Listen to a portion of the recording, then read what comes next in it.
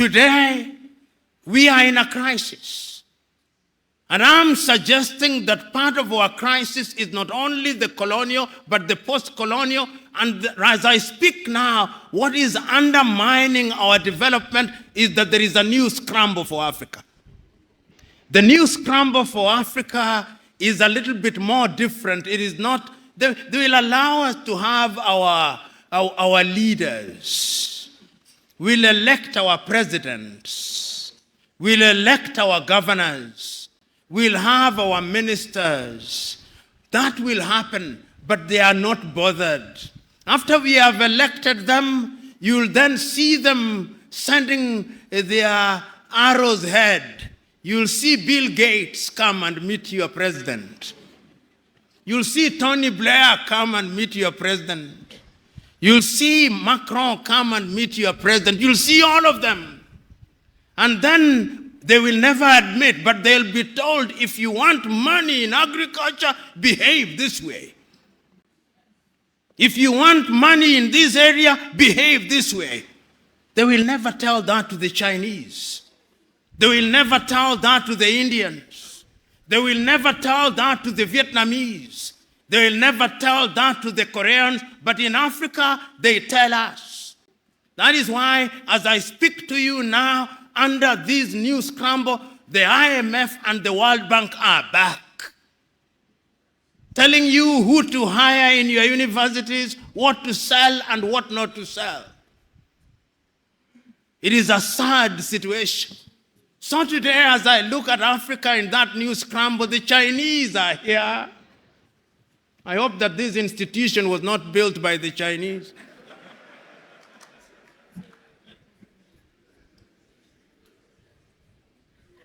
The Turks are here.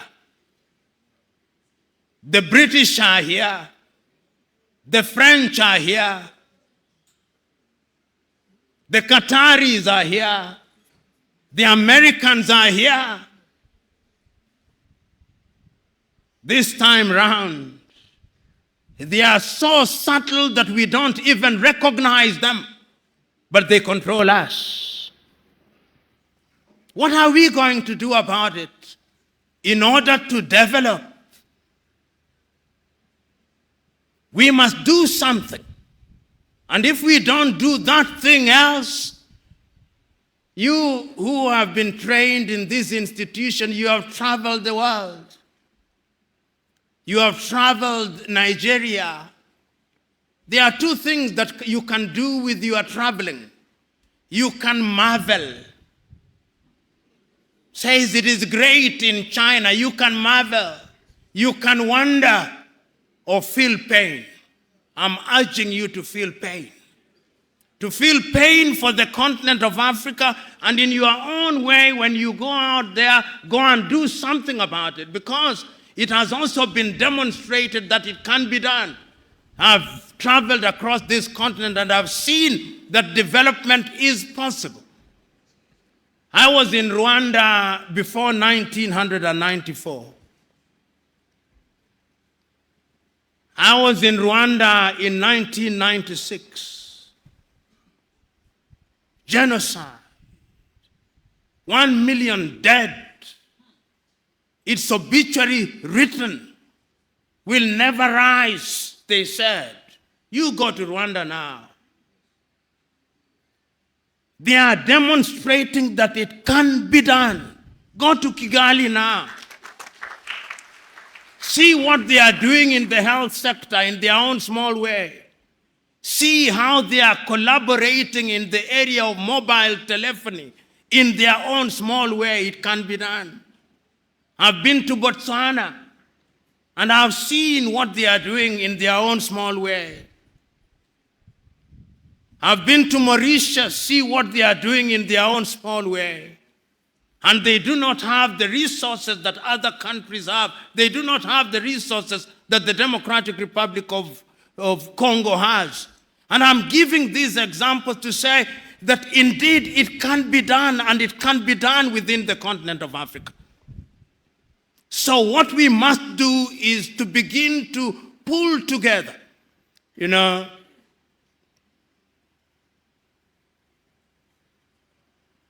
as I've been sitting and listening, I was also struggling to have internet in this room. And every effort was being made to connect me to internet. And all those efforts failed. Why? Because we are in an era of the Internet of Things. We are in an era of nanotechnology. It cannot be right that in Africa's largest economy, in Nigeria, I do not have internet at an institution that deals with security. You get the point that I'm trying to make? It cannot be right. And I know why we don't have internet connectivity. It is because we are divided. We have 55 telephone access codes. Nigeria 234, Ghana 233, Kenya 254, Tanzania 255, Uganda 256, Zambia 260, Zimbabwe 263. How can we, in this day and age, you cross into Benin, you cross into Togo, you cross into Guinea-Bissau, you have a different internet connectivity. Why can't Africa have a single satellite and a single telephone code so that when I travel from Mogadishu in Somalia to Dhaka in Senegal, like the Chinese do, like the Americans do, like the Indians do, we can have the same, because communication is critical to development. And I'm saying this, part of my agenda is to prick your conscience with live examples, that you may go out there irritated, but irritated to do the right thing. And I'm suggesting that indeed, when we talk about development, this is what we must do. But is Africa conscious of her state? Yes, Africa is conscious. This is what makes me happy. That after all these analysis, it appears to me that Africans have now recognized that going forward, we can only defeat the conspiracies, we can only have development as we are talking about it by working as a team. And that is why beyond the Millennium Development Goals, beyond the Sustainable Development Goals, we as Africans under the aegis of the African Union do now have our grand vision of Africa Agenda 2063. And that Africa Agenda 2063, let me tell you, if we can fulfill it, many of you here will be upstairs by the year 2063.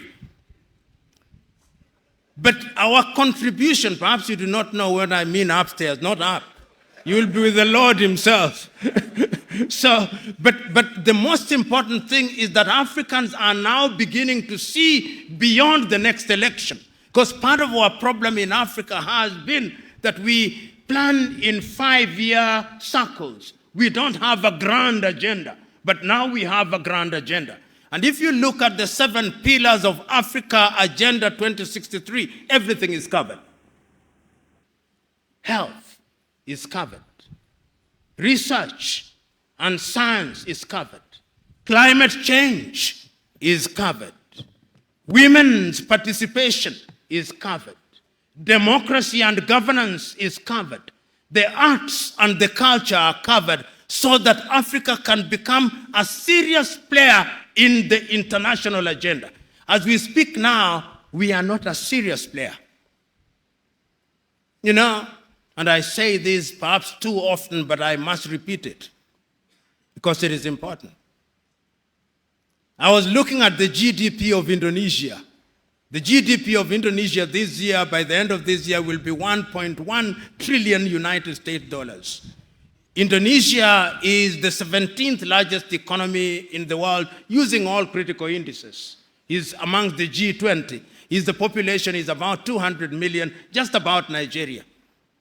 Nigeria is a GDP give and take at the very best of 550 billion United States dollars. I'm looking at the power generation in Nigeria. At the very best, you generate about 17,000 megawatts. You lose about half of it, so that what goes into the grid is no more than 8,000 to 7,500 megawatts into your GDP. You are the biggest economy in the world. If you look at Iran, Iran generates 75,000 megawatts. So when we talk about industrialization, we are not even close to industrialization. Look at the diversity of power generation that you have. Most of it is hydro.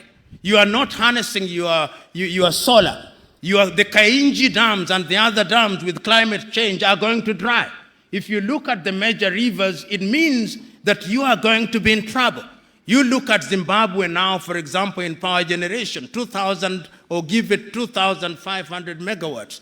The dams are drying, the Kariba is drying. So Africa must begin to think, even as we think of Africa Agenda 2063, because energy is the game changer. Without energy, all these generators you see everywhere in Nigeria must disappear for industrialization to come. And in many African countries, including my own country, Kenya, which generates, I think we have about slightly under 3,000 megawatts. You can't. So we must go to Inga Dam, we must begin to generate. We must go to Egypt at the Aswan High. Egypt is not doing very badly. We must go to Inga, produce 40,000 megawatts. We must go to Ethiopia, the Grand Renaissance Dam, produce 10,000 megawatts. Then we talk of industrialization. And why do I talk about industrialization? There are scientists here. It is only through industrialization that we are going to be manufacturers in all sectors. As it is now, 80% of what we consume in manufactured goods are from China. If China closes shop, we are dead. We are dead. So I'm thinking that Africa Agenda 2063 is a good thing, but we must work at it. I'm thinking that Africa Continental Free Trade Area is a good thing. Launched with the Secretariat in Accra, Ghana, a good thing. But how are we going to trade? How are we going to get somebody to drive a truck from Accra, Ghana to Juba or to Asmara in Eritrea without peace and security? So you can also see that peace and security is at the very heart of it. In the United States of America, and many of you are familiar, you can drive a truck from Florida through to Alberta in Canada, and it is safe. The roads are good, the security is there. I'm saying, therefore, that as we talk about development, we must think about development in a very comprehensive manner. We must ask ourselves how we govern. And I want to conclude my presentation to you by telling you that Africa must be very careful. We must be very careful because of lack of resources in Africa. I'm beginning to hear things that worry me. And because I'm a keen student of what is happening in Africa, I'm getting worried on a daily basis. The forces that divide us, the belief by many people in Africa that if we separated from our current countries, we would be better. It is beginning to happen. It is happening here in Nigeria. It is happening. I saw a letter last week addressed to the president of Zambia by a people in Zambia called Baroseland. And they are telling President Hakainde Hichilema that you remember in 1964, we had an agreement with the Lusaka government that the time has now come for Baroseland to become an independent country. Can you believe it? I hear people in Namibia saying, do you remember that there was a strip called the Caprivi Strip? I hear people in Ghana saying that you remember that in the Volta region we had a different country. I hear people in Zimbabwe saying that there should be a country called Mtuakazi. I hear people in South Africa, the South Africans, saying that we should have a separate country in the Western Cape. I hear people in Ethiopia saying we should have Tigray and Oromo. The centrifugal forces are there. And the only way to bring them in is to create a sense of belongingness. The people must feel that they are part of it. I remember the words of John Garang of South Sudan when he spoke in Khartoum. He told the Numeri government, we do not want to create a separate state, but make unity attractive. Make unity attractive, make Sudan attractive, make Khartoum attractive, because if you don't make it attractive, we will separate, and that will make us weaker. And I'm saying this because of this thing we call democracy. Democracy demands that people have a sense of belonging and that they believe that the country in which they live represents their interests and that deliberate efforts are being made in that regard. So, fellow Africans, I'm one who believes that this continent has a contribution to make. There is not a continent today that has the natural resources that this continent has. Not one. There is not a continent today that has a population as young as ours, which could be a resource. There is not a continent. There is not a continent today that has the resources in different diverse ways which can be harnessed. With a population of 1.4 billion, we are a potential market. But we must also warn ourselves. I am aware that you are talking about climate change. It is only through unity, therefore, that we can fight all these. Our rivers are drying. Lake Chad has shrunk by nearly 1/3. The rivers are drying. The climate is changing. The Sahara is coming down south. The rivers down are drying or getting polluted. Our farms are not yielding the way they were yielding before. Our seeds are being destroyed. Our young men and women are running away. And remember, the Germans are now saying, we want young people. The Canadians are saying, we want young people. We are in danger. You who have been trained in this institution, now go back to your countries and tell your countries that yes, there is a conspiracy against the continent of Africa, but the human relationship, is it not about conspiracy? Even in families, are there not conspiracies? Is it not our duty to fight and defeat those conspiracies so that that is no longer an excuse? Go out there and say that we have the possibilities and that these possibilities require and demand that we look at Africa as a total whole. Go out there in your little ways and make your contribution. The 78 of you who are graduating here today, I'm suggesting to you that development must start with you.